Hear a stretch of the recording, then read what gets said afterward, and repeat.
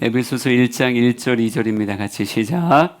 하나님의 뜻으로 말미암아 그리스도 예수의 사도된 바울은 에베소에 있는 성도들과 그리스도 예수 안에 있는 신실한 자들에게 편지하노니 하나님 우리 아버지와 주 예수 그리스도로부터 은혜와 평강이 너희에게 있을지어다. 아멘.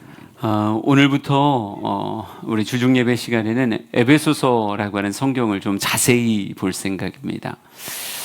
에베소서라고 하는 이 성경의 배경은 당연히 에베소 지역에 있는 에베소 교회를 배경으로 하고 있겠죠. 이 에베소라고 하는 지역은 바울의 2차 전도 여행의 한 경로 중에 하나입니다. 우리 사진을 좀 하나 보여드리면 이쪽을 보세요. 이쪽을 보시면 이게 2차 전도 여행이거든요. 2차 바울의 전도 여행인데 안디옥에서 출발해서 쭉 넘어가서 고린도, 겐그레아 그리고 넘어오는 곳이 에베소라고 써 있죠. 2차 전도 여행의 한 지역이 에베소였는데 이 에베소의 사역이 절대 쉬운 사역은 아니었습니다. 이곳이 아데미 신전이 있는 곳이었고요. 그래서 역시나 우상 숭배가 굉장히 심했던 지역이 에베소라고 하는 지역이었어요. 이곳에 예수 그리스도의 복음을 가지고 바울이 갔을 때 많은 사람들이 어서 내게 들려주세요. 난 복음을 너무 듣고 싶었어요. 이렇게 말했을까요? 당연히 그렇지 않았겠죠. 아주 치열한 싸움들이 있었습니다.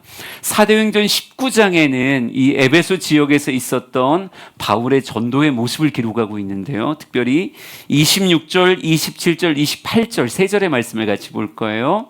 네. 여기 있는 사람 이쪽으로 옮겨도 되는데 물론 안 옮겨도 돼요. 한번 읽어봅시다. 시작. 이 바울이 에베소뿐 아니라 거의 전 아시아를 통하여 수많은 사람을 권유하여 말하되 사람의 손으로 만든 것들은 신이 아니라 하니 이는 그대들도 보고 들은 것이라. 우리의 이 영업이 천하여질 위험이 있을 뿐 아니라 큰 여신 아데미의 신전도 무시당하게 되고 온 아시아와 천하가 위하는 그의 위엄도 떨어질까 하노라 하더라.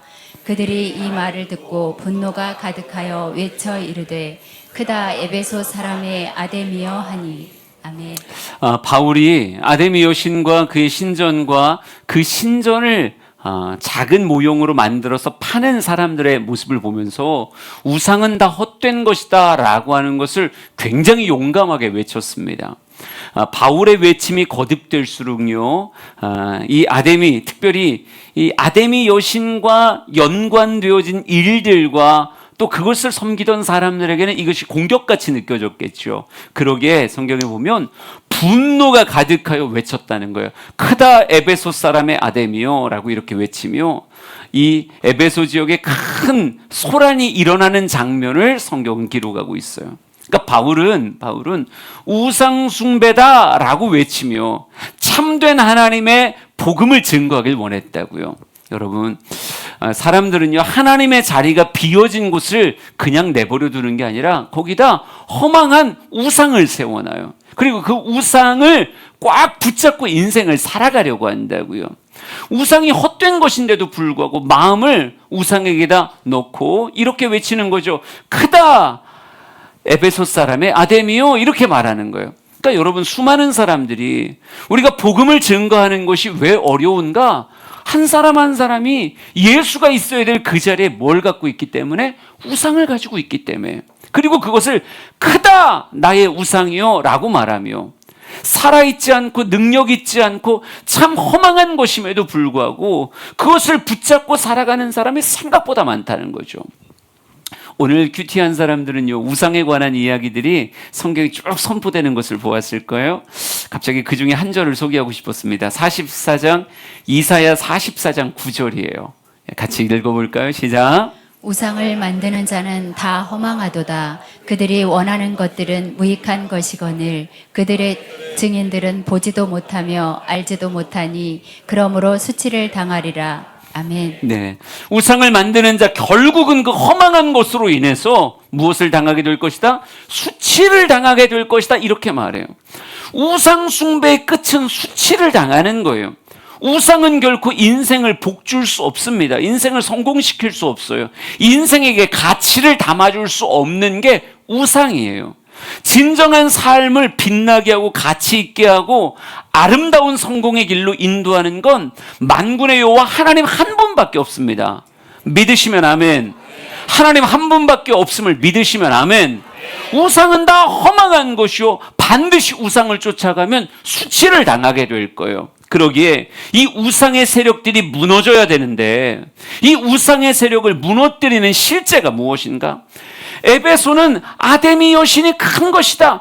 크도다. 아데미의 여신이요. 에베소 사람의 아데미요. 이렇게 외치는 사람들을 무너뜨리기 위한 바울의 공격의 무기가 무엇이었을까?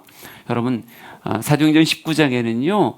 바울의 실제적인 에베소 지역에서의 아주 강력한 전쟁을 보여줘요. 19장 8절에서 10절까지를 읽어볼 겁니다. 우리 같이 읽죠. 시작. 바울이 회당에 들어가 석 달 동안 담대히 하나님 나라에 관하여 강론하며 권면하되 어떤 사람들은 마음이 굳어 순종하지 않고 무리 앞에서 이 도를 비방하거늘 바울이 그들을 떠나 제자들을 따로 세우고 두란노 서원에서 날마다 강론하니라. 2해 동안 이같이 하니 아시아에 사는 자는 유대인이나 헬라인이나 다 주의 말씀을 듣더라. 아멘. 두란노 서원을 세워놓고요. 날마다 강론했다는 거예요. 막 비방하며 욕하며 덤비는 그 에베소의 사람들이 있었죠. 여러분, 우상에 사로잡힌 사람들에게 복음을 전한다는 것, 그들에게 복음을 세운다는 건 절대 쉬운 싸움이 아닙니다. 그러기에 막 비방 소리를 듣고 그들의 눈을김을 바라보며 그들의 삐딱한 자세 앞에서도 바울은 무엇을 포기하지 않았어요? 예, 날마다 말씀을 강론하는 걸 포기하지 않았어요. 오히려 에베소에다 두란노 서원이라고 하는 서원을 세워놓고 날마다 말씀을 가르쳤다는 거예요. 이 날마다 말씀을 가르치는 걸 10절 말씀 보니까 2해 동안 이같이 하니 이렇게 써 있어요. 2해 동안. 여러분, 하나님의 말씀이 우상의 세력을 부시고 거짓에서 참으로 인도한다라고 하는 하나님 주시는 확신 가운데 비방하는 자들과 날마다 무엇으로 싸운 거예요? 말씀으로 싸운 거예요. 또 이야기하고 또 이야기하고 또 이야기하고 두란노 세원을 세워서 또 날마다 강론하며 2해 동안 열심히 했더니 어떻게 되더라? 유대인이나 헬라인이나 다 주의 말씀을 듣더라 이렇게 써 있어요. 여러분, 그러니까 우리가 복음 전하는 것도요 하루아침에 되는 게 아니에요. 우리 안에 굴하지 않는 마음이 있어야 되고 결국은 빛이 어두움을 이긴다. 참이 거짓을 깬다. 아멘이십니까? 지금 완강하게 교회 같은 이야기 나한테 하지 말라고 막 비방하며 우리에게 정말 우리가 복음의 손을 내미는 걸 아주 우습게 여길 수 있어요. 여러분, 그런데 원래 그런 거예요. 우상에 사로잡혀 있는 사람이 그걸 내려놓는다는 게 이게 하루아침에 되는 이야기겠냐고요. 아니라니까요. 여러분 예수 믿기 전에 한번 생각해 보세요. 여러분도 생각보다 강했어요. 생각보다 강했는데 여러분이 누구를 만난 거예요? 바울을 만난 거죠. 바울과 같은 전도자. 그럼에도 불구하고 내가 면박을 주기도 하고 내가 비방을 하기도 하고 눈을 흘기기도 하고 이런 얘기할 거면 나한테 전화하지 마! 이렇게 빡 끊기도 하고 여긴 그런 사람이 없네요. 표정을 보면 그런 사람이 없어요. 근데 하여간 그렇게 했음에도 불구하고 있잖아 라고 말하며 커피 한잔 하자고 산책하자고 은근히 드라마 얘기 시작하더니 끝에는 그러니까 기도해야 돼. 네? 사랑과 전쟁 이런 얘기 하다니 그러니까 부부 사이엔 하나님의 사랑이 하나님의 은혜가 있어야 돼. 아니 계속 말씀을 강론하고 그걸 포기하지 않는 바울 같은 전도자 때문에 누구의 마음이 깨진 거예요? 여러분의 그 굳었던 마음이 깨진 거잖아요. 여러분 에베소 지역을 향해서도 바울은 한결같았어요. 말씀으로 승부를 봤다고요.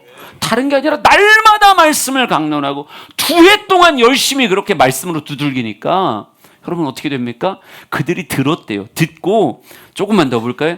사도행전 19장 17절부터 20절까지의 말씀을 한번 읽어보겠습니다. 시작. 에베소에 사는 유대인과 헬라인들이 다 이 일을 알고 두려워하며 주 예수의 이름을 높이고 믿은 사람들이 많이 와서 자복하여 행한 일을 알리며 또 마술을 행하던 많은 사람이 그 책을 모아가지고 와서 모든 사람 앞에서 불사르니 그 책값을 계산한즉 은 5만이나 되더라. 이와 같이 주의 말씀이 힘이 있어 흥왕하여 세력을 얻느니라. 아멘. 많은 사람들이 예수의 복음 앞에 두려워하며 예수의 이름을 높이고 많이 와서 자신들의 죄를 자복했다라고 써 있고요. 마술사들, 잘못된 책들에 사로잡혔던 사람들이 이걸 다 모아와서 사람들 앞에서 진짜 분소경유하듯이 불을 지르는데 책값만 계산하니까 은 5만이었다 이렇게 써 있어요. 엄청난 일이죠. 강제로 태운 게 아니라 스스로 가져와서 그곳에다 던져놓고 불을 태운 거예요. 성경은 아주 감격스럽게 사도행전 19장 20절 다시 한번 봅시다. 뭐라고 써있나? 맨 밑에 거 같이 읽어볼까요? 시작. 이와 같이 주의 말씀이 힘이 있어 흥왕하여 세력을 얻느니라. 아니, 이건 아멘. 이런 톤으로 읽으면 안 돼요. 이렇게 힘 빼고 읽으면 안 돼요.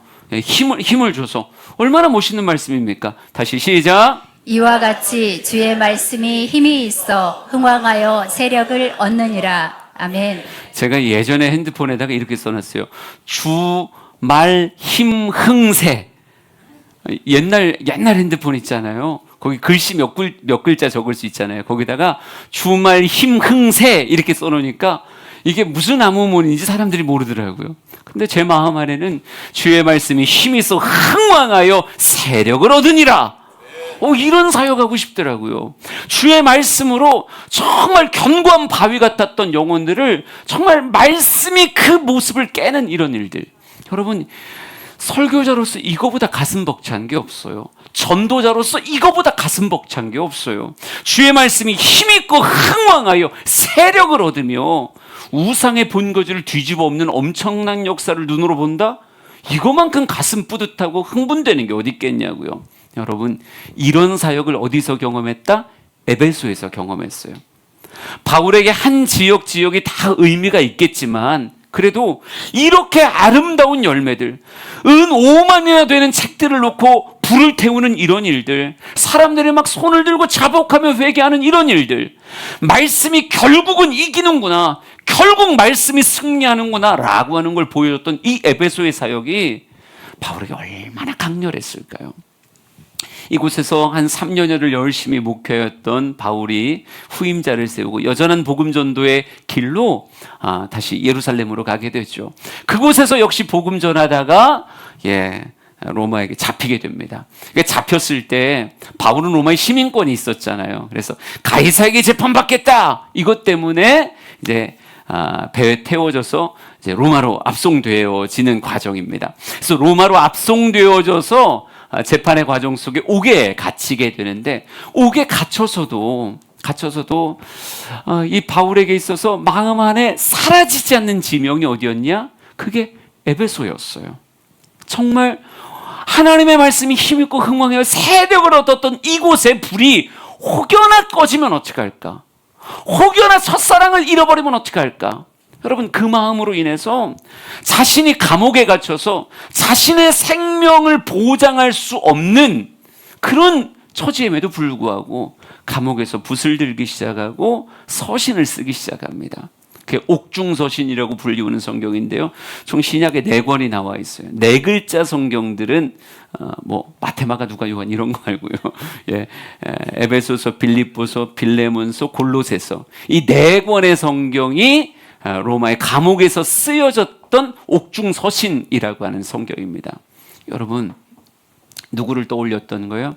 자기는 지금 착고에 묶인 갇힌 자이지만 에베소 교회를 향한 거룩한 그들의 신앙생활이, 그들의 교회가 더 아름답길 원하는 마음 안에서 여전히 그들에게 본질적 말씀을 전하는, 특별히 에베소서는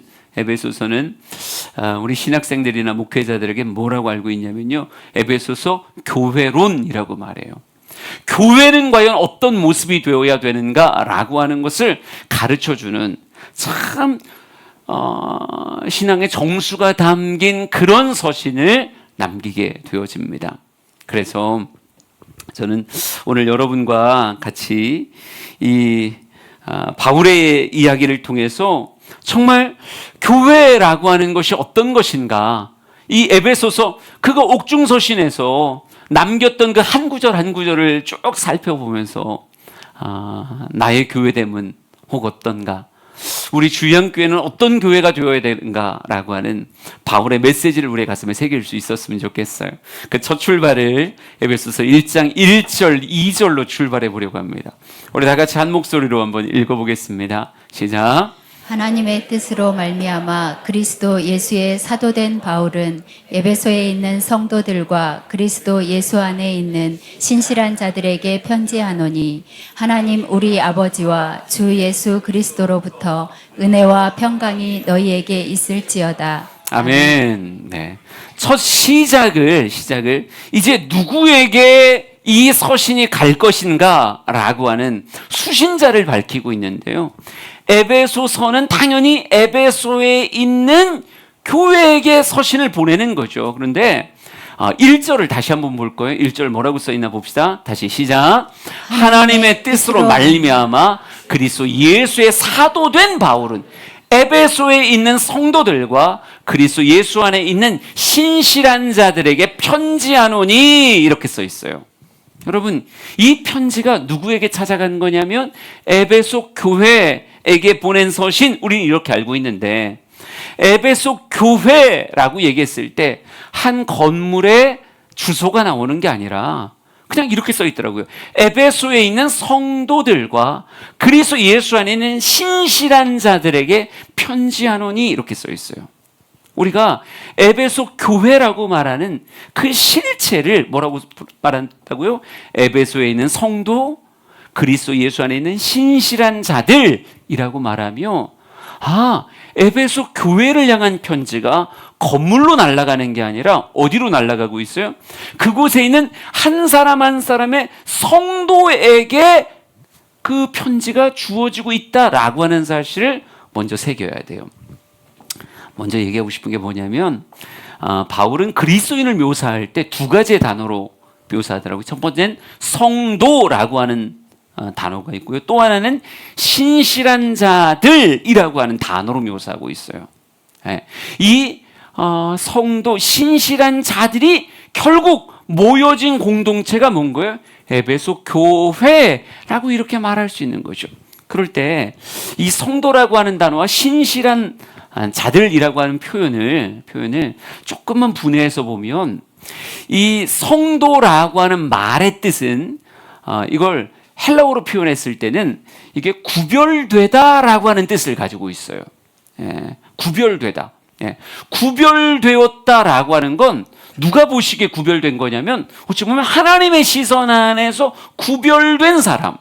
그러니까 바울은 그런 표현을 되게 많이 사용하거든요. 택하심이라고 하는 표현을 많이 쓰는데, 택하심이라고 얘기했을 땐 구별되어진, 그래서 하나님의 뜻에 합한 자들을 택하심이라고 표현하는 거예요.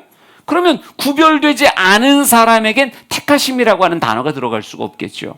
그랬을 때 에베소에 있는 교회를 다른 표현을 했을 때 이들이 성도다. 하나님께서 보실 땐 택함이라고 하는 것 안에 있는 구별된 사람이구나. 구별된 사람이 성도고, 그러니까 하나님 볼 때 이 사람은 누굽니까? 라고 말하면 하나님 말하는 거죠. 구별된 자들이다. 근데 이 구별된 자들을 인간의 편에서 표현했을 때 뭐라고 표현할 수 있냐면 신실한 자들이라고 표현할 수 있어요. 그러니까 여러분, 신실이라고 하는 말에 있어서 신자는 믿을 신이거든요. 그러니까 신실한 자들이라고 표현하면 뭐라고 표현해야 되냐면 믿음을 가진 자. 그러니까 그리스도 예수 안에 있는 신실한 자들 이렇게 표현하면 그리스도 예수 안에서 믿음을 간직한 자, 예수 그리스도로 말미암아 믿음을 간직한 자라고 하는 사람이 신실한 자예요. 그러니까 한 사람을 묘사할 때 뭐라고 표현하냐면, 하나님 볼 땐 성도라는 이름으로 구별된 자, 사람의 표현에서 볼 땐 예수 그리스도의 이름을 통하여 믿은 자, 신자, 이렇게 표현할 수 있는 거예요. 그러면 에베소 교회의 실체는 무엇이냐라고 물으면 이렇게 되는 거예요.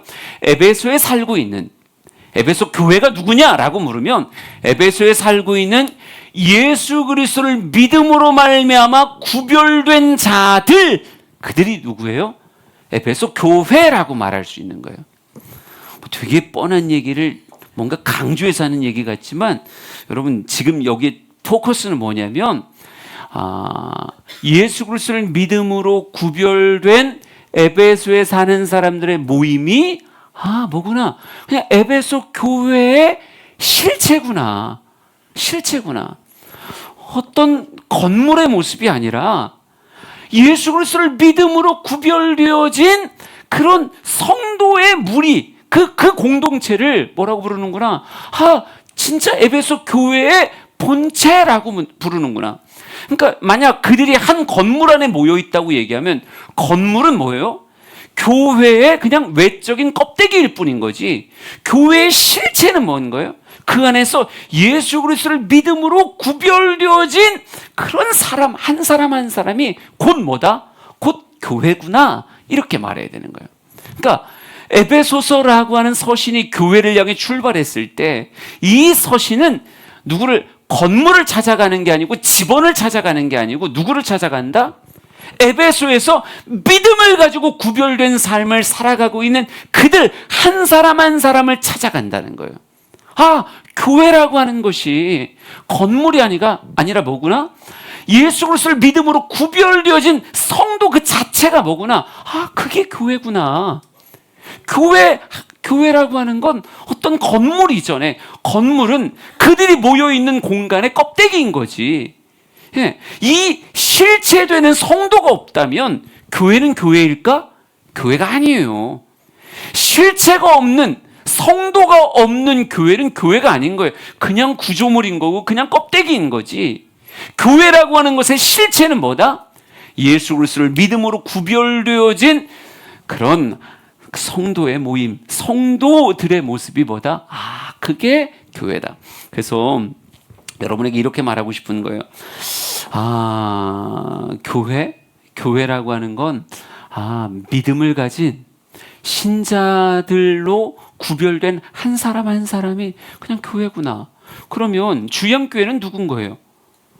주양교회라고 얘기했을 때 번지수가 나오고 건물이 나오고 이거는 성경적으로 볼 땐 틀린 이야기예요. 이게 건물이 나오고 집원이 나오는 게 아니라 주양교회, 그럼 뭐예요? 예수 그리스도를 믿음으로 구별되어진 한 사람 한 사람이 주양교회고, 같이 모여 같은 성도의 연합체를 이루고 있는 우리의 공동체 모임 자체가 뭔 거예요? 그게 주양교회인 거예요. 그러니까 이렇게 되는 거죠. 주양교회가 건강한가라고 물었을 때 주양의 실체가 여러분 한 사람 한 사람이니까, 여러분 한 사람 한 사람이 영적으로 깨어있고 영적으로 풍성함을 누리면 주양교회는 어떤 교회가 되는 거예요? 건강한 교회가 되는 거예요. 근데 여러분 한 사람 한 사람이 혹 여러분을 바라보는 사람이 여러분의 실체가 영적으로 침체 안에 빠져 있어. 찬양도 안 되고 기도도 안 되고 뭐 아무것도 안 돼. 아무것도 안 되는 비리비리한 모습으로 있는 그 모습을 딱 봤을 때 주양교회는 이렇게 물으면 그 교회는 어떤 교회가 되는 거예요?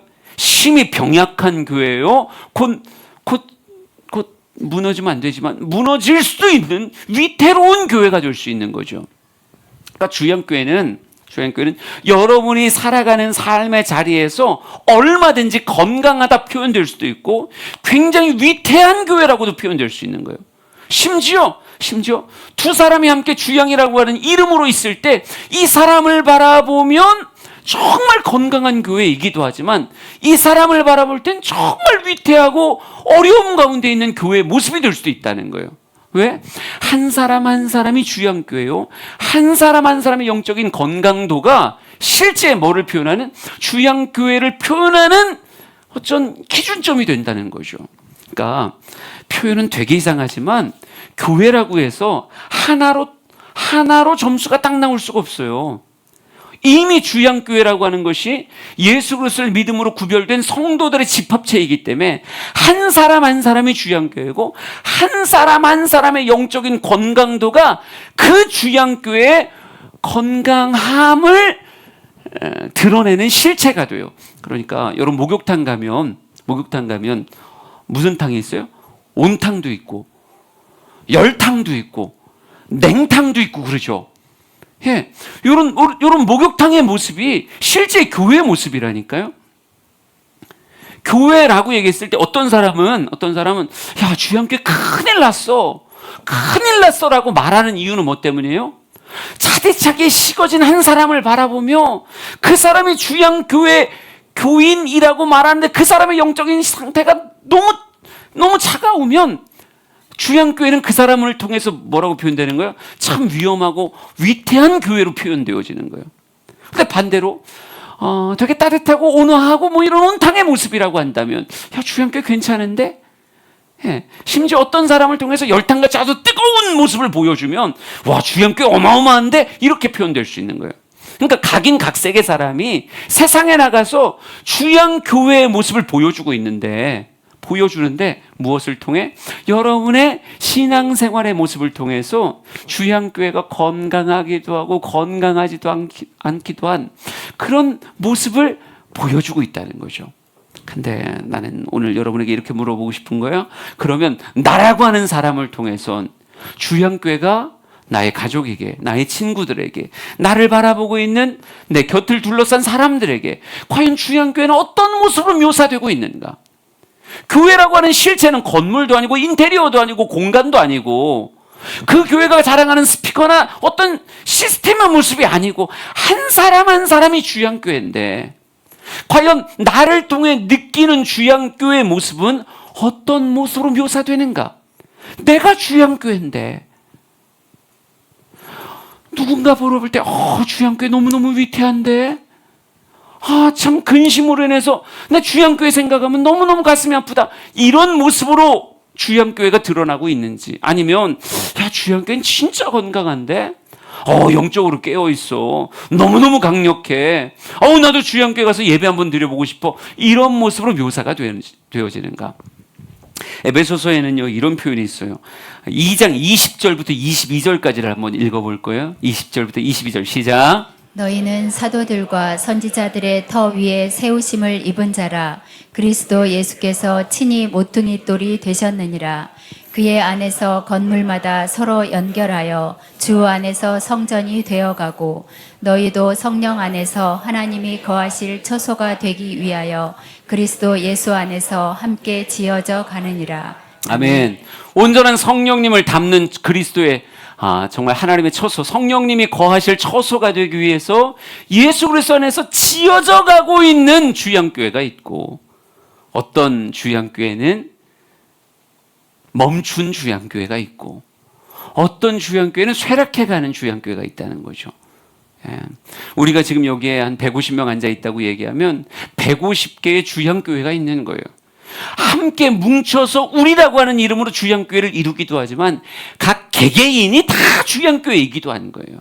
그럴 때 주양교회는 과연 어떤 모습으로 세상에 드러나고 있는가? 어떤 건강함으로 드러나고 있는가? 여러분을 통해서 지어져가는 아름다운 성전이야. 정말 하나님이 거하실 처소가 되기 위해서 아름답게 지어져가는 그런 성전이야. 이렇게 평가되고 있는지 아니면 건축 멈췄대 하고 멈췄디야. 안타까움과 가슴 아픔의 상징으로 그런 주양교회 모습인지 아니면 오히려 쇠락해가는 점점 쇠락해가서 곧 무너질 듯한 위태한 모습을 보여주는 주양교회든지.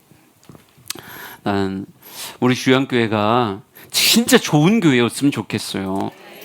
여러분을 통해 드러나는 주양교회가 정말 매력적으로 살아있고 활력 있는 그런 주양교회가 됐으면 좋겠다고요.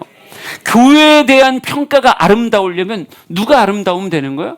내가 아름다우면 되고 내가 영적으로 충만하면 주양교회는 아름다운 교회, 충만한 교회, 활력 넘치는 교회가 되는 거예요. 근데 내가 주양교회를 그 공동체 일원이라고 말하면서 기도도 못하고 뭐도 못하고 그냥 안색이 죽어서 막 쭉 쳐져 있으면 나를 바라보는 사람들을 통해서 주양교회는 어떤 교회가 되는 거예요? 거기 위험해. 곧 무너질 것 같아. 거기 정말 곧 쇠락할 것 같아. 이런 교회가 되는 거죠. 우리 사랑하는 성도들이 주양일지인데 난 여러분의 신앙생활이 하나님의 처소로 아름답게 지어져가는 그런 교회가 됐으면 좋겠습니다. 압도적으로 그런 이미지를, 진짜 주양교회는 건강한 하나님을 온전히 믿고 예수 그리스도를 믿음으로 말미암아 구별되어진 그런 교회다라고 하는 것이 여러분을 통해 드러나는 교회가 됐으면 좋겠습니다. 교회는 성도들의 모임인 거예요. 성도들의 공동체. 성도들의 공동체가 곧 교회인 거예요.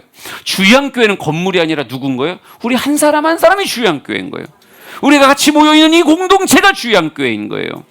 예, 우리 주양교회 한 사람 한 사람의 모습이 날마다 지어져가는 모습 되길 원합니다. 지어져가는 모습 되기 위하여 우리에게 반드시 누려야 되는 교회로서의 두 가지의 모습이 있어요. 우리 그 다음 2절 말씀을 같이 한번 읽어볼까요? 2절 같이 읽습니다. 시작. 하나님 우리 아버지와 주 예수 그리스도로부터 은혜와 평강이 너희에게 있을지어다. 아멘. 한 번만 더요. 시작. 하나님 우리 아버지와 주 그리스도로부터 은혜와 평강이 너희에게 있을지어다. 아멘. 예. 건강한 교회, 건강한 모임 위에 주님께서 뭘 공급하시냐면 예수 그리스도로부터 은혜, 평강, 이 두 가지를 넣어줘요. 그러니까 교회라고 하는 것은 무엇이냐라고 말하면 성도들의 모임이면서 동시에 은혜의 공동체, 교회는 은혜의 공동체고 또 평강의 공동체예요. 하나님은 건강한 교회 위에 무엇을 공급하신다? 예수 그리스도를 통해서 은혜와 평강을 공급하신다고요. 그러니까 진짜 지어져가는 건강한 교회는 제일 먼저 뭘 누리냐면 예수 그리스도를 통해 주어지는 은혜를 충만하게 누리는, 그게 지어져가는 교회예요. 멈추거나 쇠락한 교회는 예수 그리스도로부터 부어지는 그 은혜를 누리지 못하는 거고, 건강한 교회는 다른 통로가 아니라 오직 예수 그리스도를 통해서 뭐가 은혜라고 하는 폭포수가 계속 공급되어지는 이 교회가 진짜 지어져가는 좋은 교회인 거예요. 여러분, 은혜라고 하는 건 사람의 손으로 만들 수 있는 게 아니에요. 은혜는 사람의 손으로 만들 수 있는 게 아니에요. 은혜라고 하는 말의 정의를 이렇게 표현할 수 있어요. 받을 자격이 없는 사람에게 베풀어지는 사랑이나 호의, 이게 은혜예요. 받을 자격이 없는 자에게 주어지는. 그러니까 인간의 사이에서 은혜라고 하는 게 진짜 만들어질 수 있을까요? 여러분, 세상 사이에는 뭐가 없어요? 이 조건 없이 부어지는 사랑과 호의라고 하는 건 원래 세상에는 없어요. 세상은 모든 게 다 뭐예요? 조건 안에서 주어지는 거예요. 그러니까 무언가가 베풀어진다고 했을 때 그 이면에 뭐가 있어요? 그러면 너는 나에게 이렇게 해줘 라고 하는 무언가의 조건. 난 우리 자식에게 바라는 거 없이 그냥 온전히 무조건적으로 주고 있는데요 라고 말할 수 있지만, 여러분, 그것도 뭐 때문에 주는 거예요? 내 자녀이기 때문에 주는 거예요. 이유가 있고 조건이 있다니까요. 그러니까 세상에서는 조건으로 주어지는 사랑과 호의는 있는데 뭐는 없어요? 무조건적으로 주어지는, 받을 자격이 없음에도 주어지는 사랑과 호의는 세상에 없어요. 근데 이 사랑과 호의를 어디에서 주어지냐? 교회됨을 간직하고 있을 때 누구로부터? 예수 그리스도로부터 은혜가 너에게 있을지어다라고 말하며, 예수 그리스도를 통해서 이 은혜가 우리에게 부어진다고요. 그러니까 교회라고 하는 것은 무엇을 통해 생명과 활기와 성장이 있는가? 다른 게 아니라 예수 그리스도가 부어주시는 그 은혜, 그 은혜가 감싸고 감싸야 빛이 나고 성장하고 아름다워지는 거예요. 그러니까 교회가 교회 되기 위해서 반드시 필요한 첫 번째가 예수 그리스도부터 부어지는 뭐예요? 은혜가 있어야 된다니까요. 은혜가 없으면 성도는 빛을 잃어요. 성도는 교회됨을 잃어버린다고요.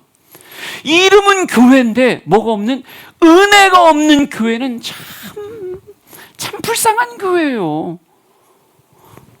여러분, 은혜 없는 목사 생각해봐요. 엄청 불쌍하죠. 은혜 없는 장로 어떻게 생각하십니까? 갑자기 확 불쌍해지지 않아요? 은혜는 없는데 장로야. 얼마나 인생이 힘들겠어요. 의무로 신앙생활 해야 돼. 제가 오늘 친구랑 이렇게 통화를 하면서 말이죠. 자기 교회 장로에 대해서 얘기하는데 너무너무 힘들다는 거예요. 너무너무 힘들대요. 죽고 싶을 만큼 힘들대요. 도대체 왜 그러냐 그랬더니 막 그냥 마음에 안 들어서 교회 못 오겠다는. 아니 무슨 장로가 마음에 들어서 교회를 오고 마음에 안 들어서 교회, 이런 게 세상에 어디 있어요. 근데 그냥 하여간 입이 이만큼 나와 있어. 그냥 찬양도 안 해, 기도도 안 해, 아무것도 안 해. 그러면서 회의 시간만 되면 막. 그래서 그러면 장로 때문에 죽을 것 같대요. 여러분, 은혜 없는 장로가 얼마나 무서운 건데요. 은혜 없는 목사 상상해봐요. 교인들 다 죽는 거예요. 은혜 없는 목사 진짜 무서운 거예요. 은혜 없는 권사, 은혜 없는 지사, 은혜 없는 목자 생각해보라고요. 얼마나 무섭냐고요. 그러니까 교회가 아름답고 빛이 나고 교회가 자라간다? 뭐가 없으면 안 되는 거예요? 은혜라고 하는 것에 공급이 없으면 안 되는 거예요. 여러분, 교회는 하나님께서 무엇을 부어주려고 해요? 은혜를 부어주려고 해요. 그러면 이렇게 되는 거죠. 하나님은 교회가 성장하길 원하시니까, 하나님은 교회가 성장하길 원하니까 예수 그리스도를 통해서 은혜를 부어주시겠죠. 그런데 은혜 없는 목사, 은혜 없는 장로, 은혜 없는 권사는 도대체 어떻게 만들어지는 거예요? 부어주시려고 하는데 은혜가 없는 목사가 있잖아요. 못 본 것처럼 그래요? 있어요. 은혜 없는 장로가 있어요, 없어요? 봤어요? 어디서 봤어요? 주영교에서 봤어요? 난 진짜 우리 3명밖에 없는데 누구예요, 그 중에? 빨리 나한테 일러요. 네. 그러니까 하여간 이게 참 희한한 게, 하나님은 성도의 공동체를 귀하게 여기기에 여기다 뭘 부어주길 원해요? 은혜를 부어주기를 원한다고요. 은혜를 부어주죠. 그러니까 수원지의 물은 마른 적이 없어요. 끊임없이 하나님은 은혜를 밀어대고 있는 거예요. 근데 은혜가 없고 정말 그렇죠, 그 감격이 없는 사람은 뭐 때문에 그런 거예요? 이쪽에서 뚜껑 닫은 거예요. 비가 폭포같이 쏟아져도요, 장독대 뚜껑 닫아놓으면 그 안에 아무것도 못 들어가는 거예요. 어느 순간 닫은 거예요. 은혜 받을까봐 찬양 안 하는 거예요. 은혜 받을까봐 기도 안 하는 거예요. 은혜 받을까봐 설교를 안 듣는 거예요. 그냥 은혜 받을까봐 뚜껑 딱 닫고 그냥 그곳에 버티고만 있는 거예요. 그러면 뭐가 만들어져요? 목사인데도 은혜 없는 목사가 만들어지고, 은혜 없는 장로가 만들어지고, 은혜 없는 권사가 만들어지고, 뚜껑 다 닫아버리면 은혜 없는 목자, 은혜 없는 선교회장 얼마든지 만들어져요. 30명 교회 다녀도 그럴 수도 있어요. 뚜껑 닫아버리면 어느 순간 은혜 없는 아무개가 만들어질 수 있다니까요. 여러분, 이거 위험한 거예요. 그런 은혜 없는 교회는 결코 지어져 가지 않습니다. 여러분, 공급이 없는데 어떻게 뭔 수로 지어져 가요? 공급이 없는데. 그렇게 생각하지 않아요? 나 약간 흥분했어요. 근데 요즘 내가 이제 뭔 세미나를 했는데,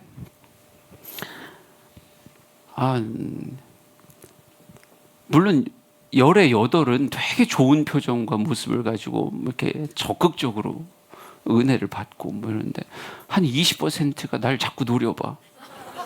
너 잘났다 이 느낌이에요. 그리고 막 눈을 감았다 떴다 떴다. 나 그 모습에 이게 참 잘하는 사람을 쳐다보면 되잖아요. 근데 이게 영혼의 질병인가? 잘하는 사람을 쳐다보는 게 아니라 잠깐만, 째려봤다, 막 딴짓했다. 왜 이 사람들만 자꾸 보이는 거예요? 하고 세미나하고 상처를 온팡 받아갖고 진짜 너무 괴로워요. 이틀 전부터 괴로워서 아직도 그 우울함이 사라지지 않았어요. 다 너 때문이야. 그러니까 여러분, 저는 우리 사랑하는 성도들이 진짜 은혜 없으면 못 자란다고요. 근데 뚜껑 닫으면 안 되는 거라니까요. 반드시 교회 공동체는 어떤 공동체가 돼요? 은혜의 공동체가 돼야 돼요. 주님은 은혜를 주기를 원하시니까 은혜를 받는 우리가 돼야 된다니까요. 여러분, 에베소서 2장 8절 읽어봅시다. 에베소서 2장 8절 시작. 너희는 그 은혜에 의하여 믿음으로 말미암아 구원을 받았으니 이것은 너희에게서 난 것이 아니요 하나님의 선물이라. 예, 은혜에 의하여 구원을 받았다. 은혜가 있어야 구원이 있는 거예요. 은혜가 없으면 구원이 없다니까요. 하나님이 공급하시는 은혜가 있어야 내 삶에 구원이 있는 거예요. 그리고 이 은혜를 뭐라고 써 있어요? 하나님의 선물이다 이렇게 써 있잖아요. 하나님은 이 선물을 주기를 원하신다니까요. 택배가 우리 문 앞에 쌓여 있는 거예요. 우리 교회 문 앞에 거룩한 택배가 막 쌓여 있는 거예요. 뭘 담아서? 은혜를 담아서. 이 은혜를 내 삶에서 풀어 누리면 그 안에서 구원의 역사가 일어나는 거예요. 근데 참 안타까운 건 그 문이 안 열리네요. 택배가 그렇게 쌓였는데 문이 안 열리는 거예요. 하나님의 선물이 다 반송돼서 다시 올라가는 거예요. 여러분, 그 인생이 어찌 구원을 받을 수 있겠어요? 은혜가 있어야 구원이 있는 건데. 그러니까 지어져가는 아름다운 성전은 이렇게 표현합니다. 자기 자신을. 고린도전서 15장 10절 같이 읽어볼게요. 시작.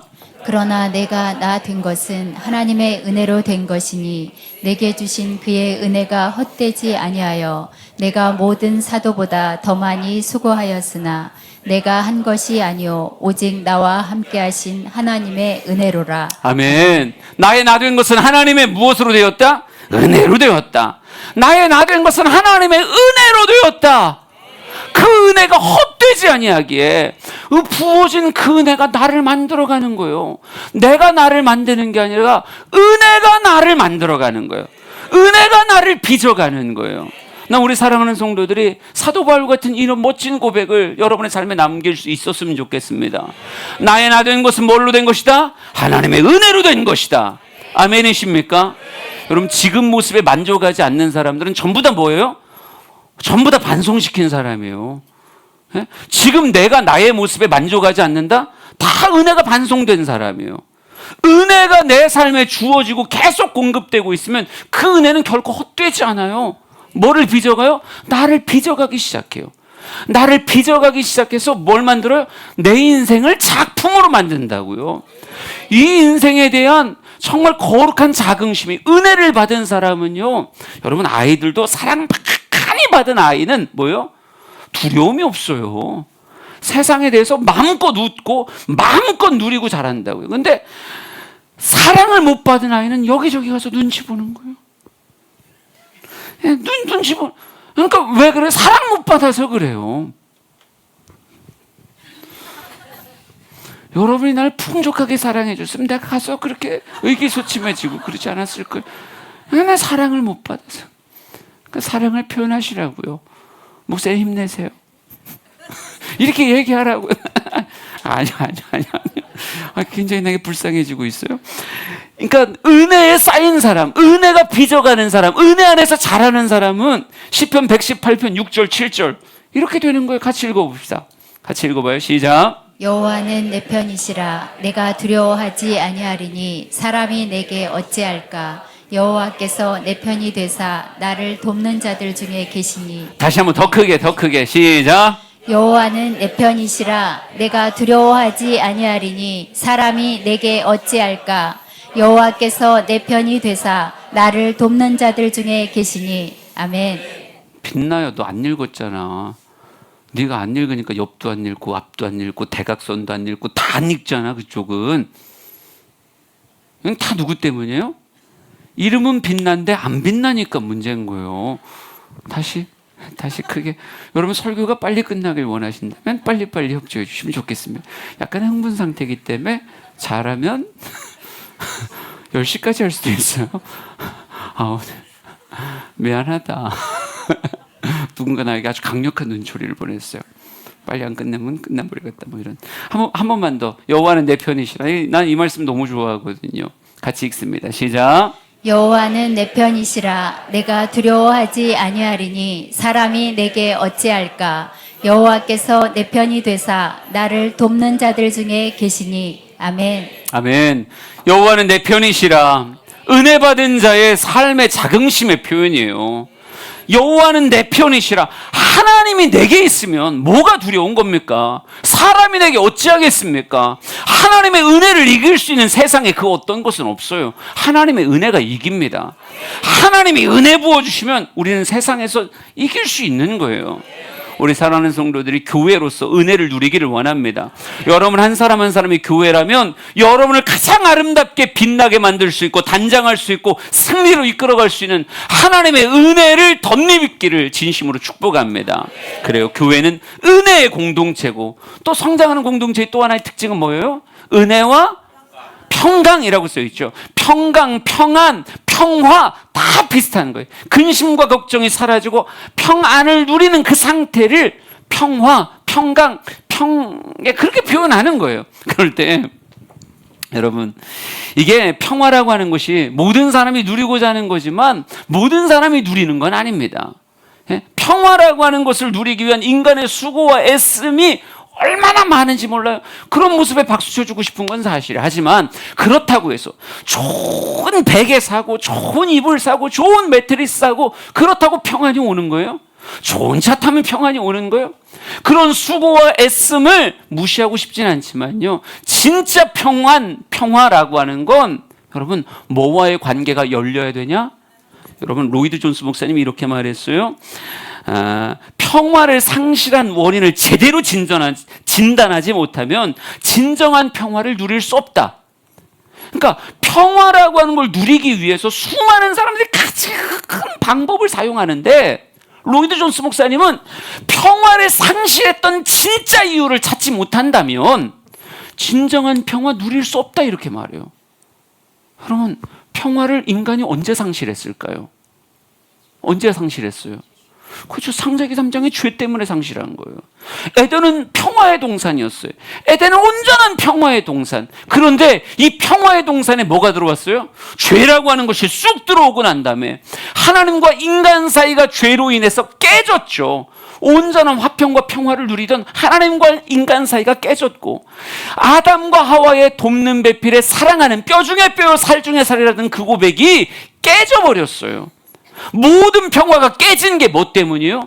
죄라고 하는 것 때문에 깨져버렸다고요. 그러면 평화가 회복되기 위해서 지불되어져야 되는 게 뭐예요? 죄에 대한 삭시 지불되어져야 되는 거예요. 그걸 누가 하신 거예요? 예수 그리스도가 하신 거죠. 에베소서 2장 13절부터 17절까지 읽겠습니다. 시작. 이제는 전에 멀리 있던 너희가 그리스도 예수 안에서 그리스도의 피로 가까워졌느니라. 그는 우리의 화평이신지라. 둘로 하나를 만드사 원수된 것 곧 중간에 막힌 담을 자기 육체로 허시고 법조문으로 된 계명의 율법을 폐하셨으니 이는 이 둘로 자기 안에서 한 새 사람을 지어 화평하게 하시고 또 십자가로 이 둘을 한 몸으로 하나님과 화목하게 하려 하심이라. 원수된 것을 십자가로 소멸하시고 또 오셔서 먼 데 있는 너희에게 평안을 전하시고 가까운 데 있는 자들에게 평안을 전하셨으니 아멘. 평안할 수 없었고 화목할 수 없었던 우리를 불쌍히 여긴 예수 그리스도가 십자가에서 자신의 생명을 내어주심으로 말미암아 뭐가 됐어요? 화목의 제물로 자신을 내어드려서 끊어졌던 하나님과 인간 사이를 이어주셨고 나뉘었던 인간과 인간 사이를 다시 연합되게 해주셨다고요. 여러분, 주님은 우리에게 평화를 주시기 위해서, 교회의 평화를 누리게 하기 위해서 자신의 생명을 십자가에 내어주셨어요. 그러니까 원래 교회라고 하는 공동체는 뭐를 적극적으로 누려야 되는가? 회복되어진 평화를 적극적으로 누려야 되는 거예요. 하나님과 나 사이의 평화를 온전히 누려야 되는 거예요. 그러니까 하나님이 공급해 주시는 은혜라고 하는 것을 받아들일 뿐 아니라 누구와의 교제를? 하나님과의 교제를 적극적으로, 그러니까 그냥 부어주는 걸 수용하는 정도가 아니라 주님을 향해 열린 길로 나아가서 주님을 누리는, 그러면서 주님과 나와의 그 평화와 화평을 온전히 누리는, 꼭 자유이용권 가진 사람이 이젠 에버랜드에 못 들어가던 인생이 아니라 예수 그리스도의 값을 치름으로 말미암아 우리의 손에 뭐가 들린 거예요? 하나님과 평화할 수 있음, 하나님의 백성들과 평화할 수 있음이라고 하는 자유이용권이 딱 빅3가 아니고요. 자유이용권이 딱 3번만 타는 게 아니라 하루 종일 타도 뭐라고 하지 않는 자유이용권이 딱 주어진 거예요. 그러면 뭐 해야 되는 거예요? 장미 앞에서 사진 찍고 사파리 가서 사진 찍고 이제 집에 갈까? 이러면 안 되는 거예요. 거기에 있는 수많은 놀이기구들을 뭐 해야 되는 거예요? 마음껏 누려야죠. 마음껏. 여러분, 신앙생활을 통해서 하나님과 우리의 사이가 평화되었으니 이젠 하나님과 내 사이가 내어진 것이 아니라 다시 연결되었고 온전한 평화를 누리게 되었으니 뭐 해야 되는 거예요? 하나님을 누린다. 은혜로 부어지는 걸 받아들일 뿐 아니라 적극적으로 하나님 앞에 나가서 하나님과의 평화를 누리는 거예요. 여러분, 오늘 한 목사님하고 전화하는데 목사님이 그러시더라고요. 진짜로 찬양을 해야 돼. 진짜로 기도를 해야 돼. 진짜로 말씀을 들어야 돼. 그러면 역사가 일어나. 그 말을 바꾸면 뭐예요? 평화의 시대가 열렸는데도 그걸 진짜로 누리질 않아서 이렇게 무덤덤한 거예요. 그러니까 찬양을 진짜로 안 부르니까 딴 생각도 들고, 진짜로 안 부르니까 마음에 감동도 없는 거예요. 빨리 회개하듯 아멘 하세요. 아멘. 예, 진짜로 기도를 안 하니까 맹숭맹숭한 거라고요. 여러분이 언제 은혜를 받았나 생각해 보세요. 예수 그리스도가 열어주신 그 기도라고 하는 자리에서 진짜 내 마음을 거기다 쏟아요. 내 마음을 쏟고 정말 기도를 해요. 그러면 어김없어요. 하나님과의 평화가 어우러지며 내게 폭포수 같은 은혜가 쏟아져요. 진짜 찬양을 부르면 눈물이 나고, 진짜 기도를 하잖아요. 진짜 하나님 앞에 기도하면 기도 시간에 마음이 뭉클해지고 하나님 주시는 위로와 하나님 주시는 담대함과, 고집사님 그렇게 생각하죠? 이 딴 생각하고 있었나 봐요. 이거 어떻게 해야 되지? 예. 그래. 그런 시선으로 날 쳐다봐야죠. 예. 그러니까, 그만하려고요. 예. 근데, 진짜로 이게 해답이라니까요. 찬양을 제대로 안 불러요. 안 부르면서 은혜를 못 찾았다고 얘기해요. 이게 아이러니한 거라니까요. 이게 말도 안 되는 얘기예요. 진짜로 안 하면서 왜 은혜가 없냐? 진짜로 안 하면서 왜 화평이 내게 주어지지 않느냐? 여러분, 교회로서 주님 앞에 서 있으면요, 주님은 언제든지 예수 그리스도를 통해서 은혜와 평화를 내 삶에 허락하기를 원하세요. 내가 마음껏 누리라고 하나님 공급하기를 원하신다고요. 그러니까 은혜를 누리고 평화를 누리기 위해서 무엇 하면 되는 거예요? 그걸 진짜로 원하고 진짜로 누리면. 그러니까 오늘 이 시간도 여러분이 너무 당연하게 찬양 부르고 기도할 건데, 너무 당연하게 찬양하고 기도할 건데, 찬양을 진짜로 부르면 뭐가 된다? 은혜가 들어오는 거예요. 그 하나님과의 화평 가운데 이전에 그냥 나를 생존하게 하는 그런 은혜가 아니라 흘러 넘치는 은혜가 찬양 속에 부어지는 거예요. 여러분이 기도를 그냥 오늘은 10분만 있다 가자, 이게 아니라 정말 기도를 하잖아요. 지금 웃은 사람은 전부 다 10분 하고 가려고 다 회개하세요. 천국에 가까이 왔어요.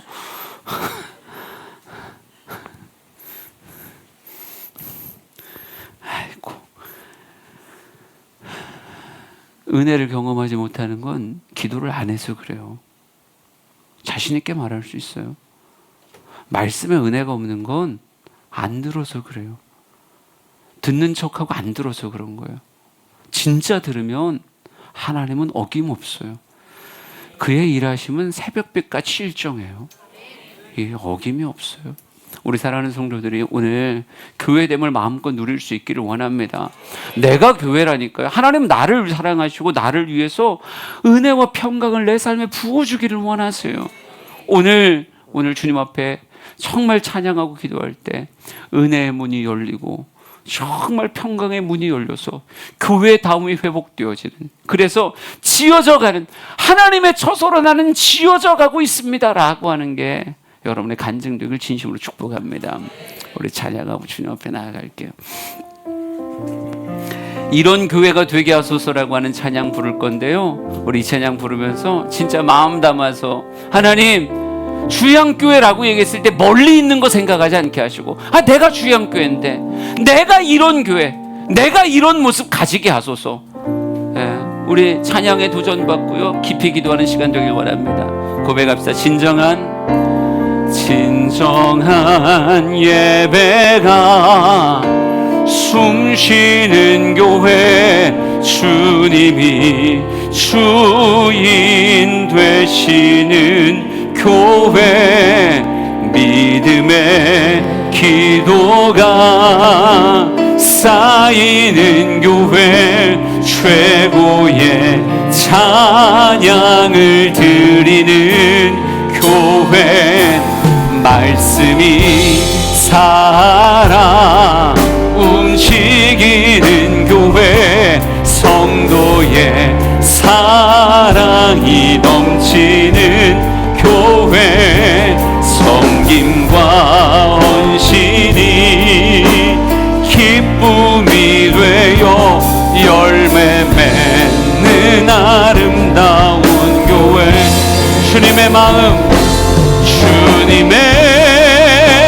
마음 닮아서 이웃을 사랑하는 교회,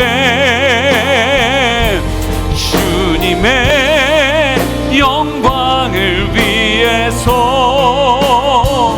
빛 되신 주님 전하는 교회, 사랑의 불꽃이 활짝 피어나 날마다 사랑에 빠지는 교회, 주께서 사랑하는 우리 교회가 이런 교회 되게 하소서. 주님의 말씀 마음 닮아서 주님의 마음, 우리 기도의 자리로 나아갑시다. 이웃을 사랑하는 교회, 주님의 영광을 위해서 빛 되신 주님 전하는 교회, 사랑의 불꽃이 활짝 피어나 날마다 사랑에 빠지는 교회, 주께서 사랑하는 우리 교회가 이런 교회 되게 우리 한 번만 더 고백합시다. 주님의 마음 닮아서, 주님의 마음 닮아서 이웃을 사랑하는 교회, 주님의 영광을 위해서 빛 되신 주님 전하는 교회, 사랑의 불꽃이 활짝 피어나 날마다 사랑에 빠지는 교회, 주께서 사랑하는 우리 교회가 이런 교회 되게 하소서. 우리 진짜로 기도할 마음을 가지길 원합니다. 아멘이십니까? 기도하길 원하면 아멘. 기도할 때 하나님이 은혜 부어주실 걸 기대하면 아멘.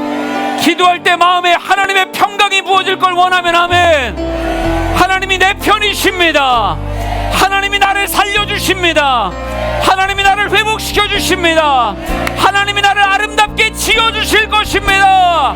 주여 세 번 부르시고 동성으로 같이 기도합니다. 주여.